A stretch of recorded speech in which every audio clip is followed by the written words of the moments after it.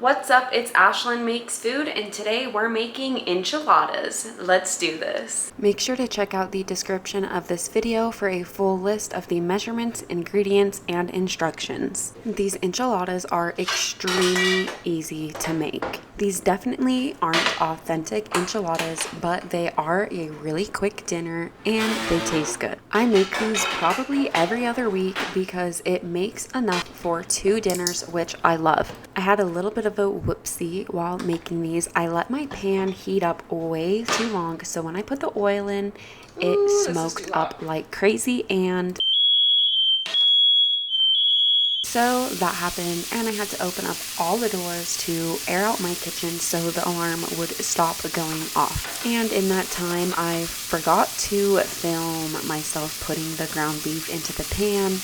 But basically, you just want to put your ground beef into the pan and break it all up and leave it undisturbed until a crust forms on the ground beef. And that way the meat will easily come off the pan and won't stick at all.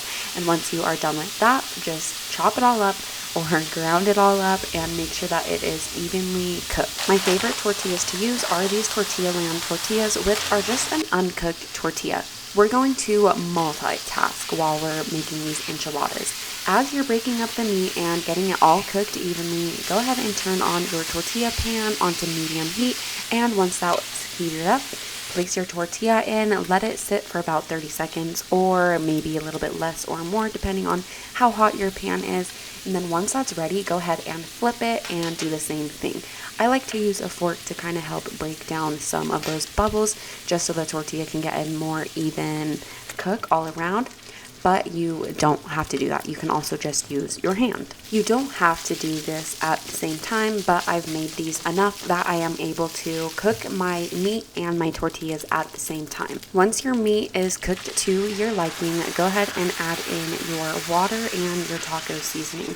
If you have a taco seasoning that you make up on your own, you could totally use that, or you could also just use the pre-made taco seasoning mix, which I use all the time and I really like it. You'll want to thoroughly mix the meat to ensure that the water and seasoning gets fully mixed in before adding in the next ingredients. While the meat is cooking, go ahead and open up your cans. Now I am using a spicy jalapeno refried bean mix, but you could also use whatever flavor of refried beans if you're not a fan of spice. Now that the meat is all cooked, go ahead and add in your enchilada sauce and refried beans. If you like spice, you could totally add the hot enchilada sauce, but I'm just using mild since the refried beans are fairly spicy.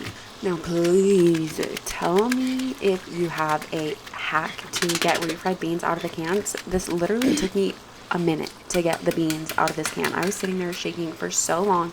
Finally, we did it with just a little extra mess. We are already so close to being done with these enchiladas. Just combine the beans and enchilada sauce. If you are planning on eating these right away, you can have the burner on. But if you are planning on putting these in the fridge to use later on, I would recommend turning off your burner so that way the meat mixture isn't too hot when you roll the tortillas. When I make these, I'll typically switch up what kind of cheese I'm using. This time I'm using just a sharp cheddar, but I also like to put in a marbled cheddar or a Colby Jack or a Mexican style blend. You can have fun with this and put in whatever type of cheese you like. Now that this is all mixed, I'm going to finish cooking up the tortillas. We'll let this chill a little bit and then roll up the enchiladas. If you wanted to save yourself some extra time, you could also use the already cooked tortillas instead of the uncooked ones. I just think these tortillas are so yummy. Tortillas are done. Enchilada mixture is done. Let's put them together. Finish this off. I ended up splitting up my batch of enchiladas into 2 pans, but you can also just use one 9x13 inch pan. I almost forgot this step last time I made enchiladas and it was a nightmare. Make sure to spray your pan with cooking spray. This way our tortillas aren't going to be stuck to the bottom of this and you're not going to have a nightmare of a pan to clean up.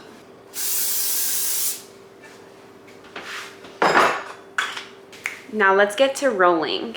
I'm using a 1/3 cup and just placing that in the middle of the tortilla. Then I kind of go side by side just to kind of get it in the middle. Fold up the bottom, then one edge, tuck it in, and roll. And you can do a little bit more than a 1/3 cup. I just find it's easiest to keep it kind of low, a small amount. That way I can actually roll it up all the way. Once you get a little bit more, that's when you'll start to find the edges are having a hard time rolling. Push those back so there's plenty of room. Sometimes I'll add in some sliced olives into these enchiladas. You can add in whatever other toppings you would like to add in. Ta-da! Enchiladas are all done. All that's left is popping them into the oven for about 30 to 60 minutes. If you're cooking them fresh, then they may only need about 30 minutes, but if they are cold, then you'll probably need an hour.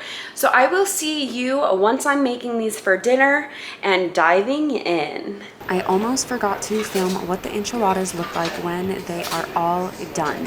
I will typically bake these for about 30 minutes with the tinfoil on, and then I'll take the tinfoil off for about 10 minutes, which just helps to get out any excess moisture that may have been accumulated. Then I like to serve with some chopped up romaine lettuce and some Mexican rice, and then top that off with some ranch.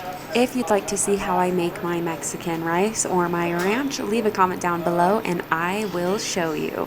This is also really good with some avocado or salsa or some hot sauce. Make sure to be careful once you go to eat these because the inside is hot. Thank you so much for watching today's video. If you enjoyed it, don't forget to leave a like and subscribe for more yummy recipes every week. Have a happy day and I will see you next week.